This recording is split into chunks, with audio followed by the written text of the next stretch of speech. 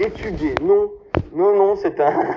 Il y a une chose qui est marrante, c'est que à une époque, il y a un mec qui voulait absolument faire une émission avec moi et je n'ai jamais accepté de faire une émission avec lui parce que ça n'était pas, c'était contraire à mes valeurs. C'est Jean-Marie Le Pen. Et Jean-Marie Le Pen, du coup, avait 3 assistants, son majordome, son numéro 2 et son comptable. Et les 3 étaient des folles, mais complètes. C'était des énormes folles. Et moi, j'étais à Lille parce que ça m'amusait, genre, pour visiter sa maison. Et je me suis retrouvé entouré de 3 folasses, mais genre, salut, et vraiment des mecs, genre, tactiles, quoi, gênants.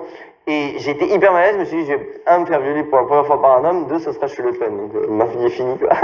Et Le Pen m'avait envoyé tous ses assistants gays. D'ailleurs, Jean-François Kahn dit dans une interview avec moi que Pierrette Le Pen lui a dit ce qui était gênant chez Le Pen, c'est que je trouvais toujours des petits mecs dans sa chambre.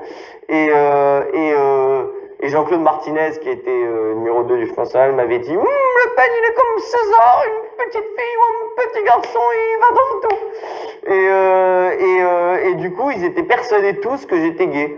Et ce qui était très drôle, c'est que quand j'avais fait l'histoire, je vous ai raconté, où j'ai fait semblant d'être mort pour Gabriel Maznev, c'était à la même période, et Le Pen a su par un journaliste que j'étais mort, enfin, soi-disant.